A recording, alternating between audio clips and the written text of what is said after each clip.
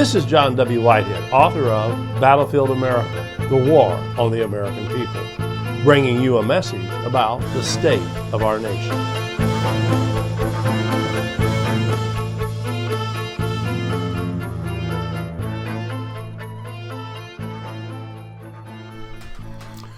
I've been asked a lot lately, what's happening in the country? What have we been reduced to? Well, my answer is this: a violent mob, a nation on the brink of martial law, a populace under house arrest, a techno-corporate state wielding its power to immobilize huge sections of the country, and a constitution in tatters. We are imploding on multiple fronts all at once. This is what happens when ego, greed, and power are allowed to take precedence over liberty, equality, and justice. Just to be clear, however, this is not a revolution. This is a ticking time bomb. This is absolutely no excuse for the violence that took place at the Capitol on January 6, 2021. Yet no matter which way you look at it, the fallout from this attempted coup can make this worrisome state of affairs even worse. First, you've got the president, who has been accused of inciting a riot and now faces a second impeachment and a scandal that could permanently mar his legacy. While the impeachment process itself is a political beast, the question of whether President Trump incited his followers to a riot is one that has even the best legal experts debating. At a minimum, Trump's actions and words, unstatesmanlike and reckless by any standards, over the course of his presidency and on January 6th, helped cause a simmering pot to boil over. Second, there were the so-called patriots who took to the streets because the jailer of their choice didn't get chosen to knock heads for another 4 years. Those stop the still protesters have deluded themselves or been deluded into believing that they were standing for freedom when they stormed the Capitol. However, all they really did was give the deep state and its corporate partners a chance to pull back the curtain and reveal how little freedom we really have.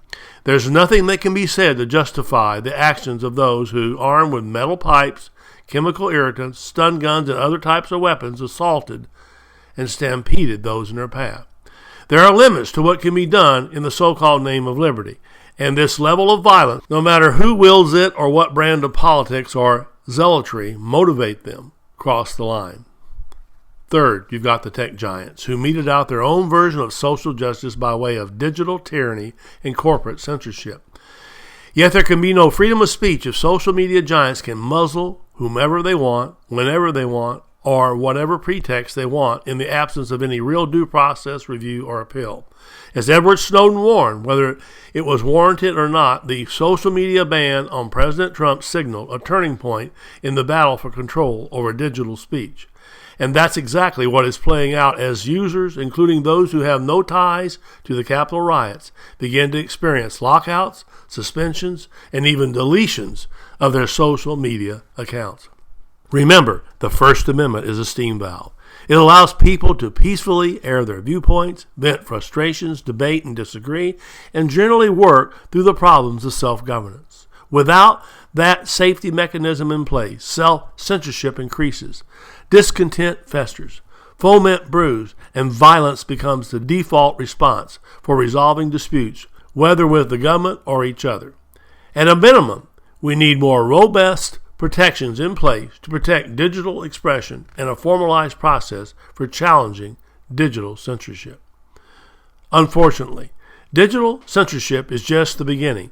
Once you start using social media scores coupled with surveillance capitalism to determine who is worthy enough to be part of society, anything goes. In China, which has been traveling this road for many years now, millions of individuals and businesses blacklisted as unworthy based on social media credit scores that grade them based on whether they are good citizens have been banned from accessing financial markets, buying real estate, or traveling by air or train. Fourth, you've got the police, who normally exceed the constitutional limits restraining them from brutality, surveillance, and other excesses.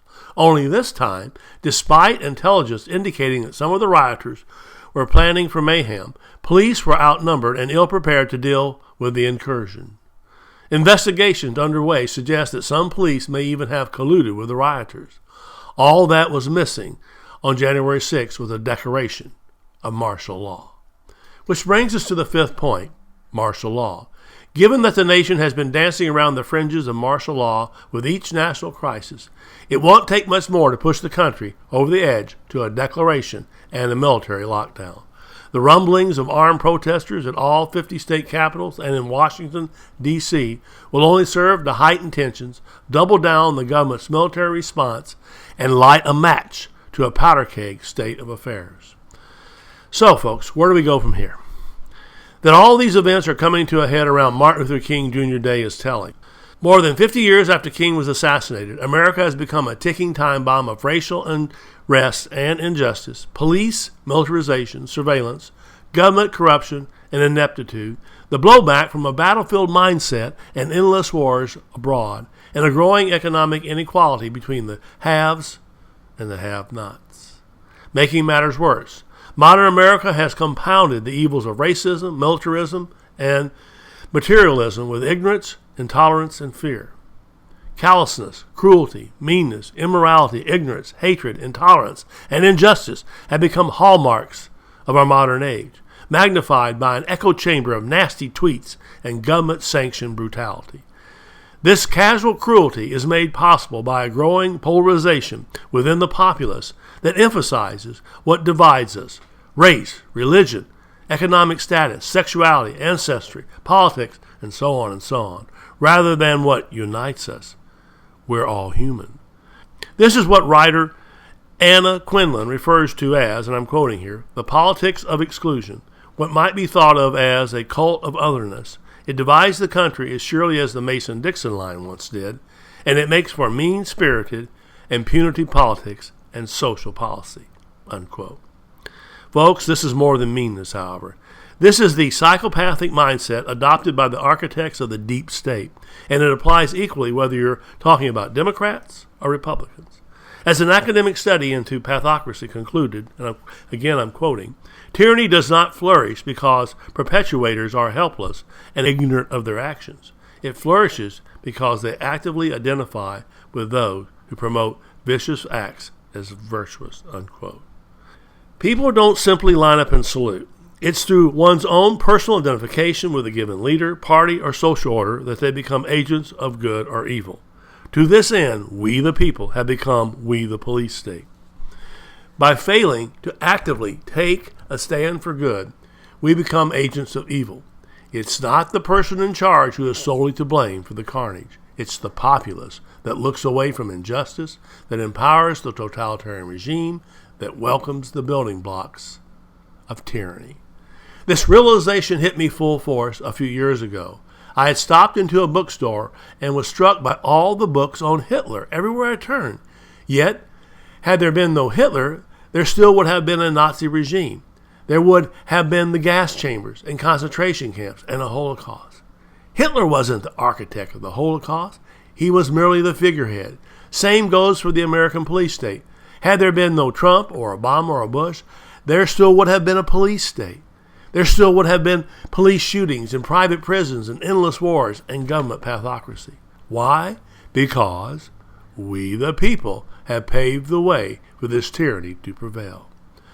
By turning Hitler into a supervillain who single-handedly terrorized the world, no different from how some depict Trump, if historians have given Hitler's accomplices, the German government, the citizens that opted for security and order over liberty, the religious institutions that failed to speak out against the evil they were seeing, the individuals who followed orders even when it meant a death sentence for their fellow citizens, a free pass. This is how tyranny rises and freedom falls. None of us who remain silent and impassive in the face of evil, racism, extreme materialism, meanness, intolerance, cruelty, injustice, and ignorance get a free pass. Those among us who follow figureheads without question, who turn a blind eye to injustice and turn their backs on need, who march in lockstep with tyrants and bigots, who allow politics to trump principle, who give in to meanness and greed, and who fail to be outraged by the many wrongs being perpetrated in our midst, it is these individuals who must shoulder the blame when the darkness wins. Freedom demands responsibility, folks. Freedom demands that we stop thinking as Democrats and Republicans and start thinking like human beings, or at the very least, Americans. Martin Luther King Jr. dared to dream of a world in which all Americans, as he said, would be guaranteed the unalienable rights of life, liberty, and the pursuit of happiness. King didn't live to see that dream become a reality. It's still not a reality. We haven't dared to dream that dream in such a long time. But imagine what this country would be like if Americans put aside their differences and dared to stand up, united for freedom. Imagine what this country would be like if Americans put aside their differences and dared to speak out with one voice against injustice. Imagine what this country would be like if Americans put aside their differences and dared to push back with the full force of our collective numbers against the evils of government despotism. As I make clear in my book, Battlefield America, The War on the American People, tyranny wouldn't stand a chance. The Rutherford Institute is doing its part to push back against the police state and make the government play by the rules of the Constitution. But we can't fight these battles alone. To join the resistance, visit our website at www.rutherford.org and check out our library of thought-provoking commentaries, legal resources, and so much more. Subscribe to our email alerts and I will send you my weekly commentary, Rutherford Press alerts, and a weekly rundown of pertinent headlines and news articles to keep you apprised of the growing threats to our freedoms. And finally, if you are able, please consider making a tax-deductible donation to the Rutherford Institute by again visiting us online at www.rutherford.org or donate using PayPal. Your donation allows the Rutherford Institute to push back against the government's power grabs, corruption, and ongoing assaults on the Constitution. Together, we can make America free again.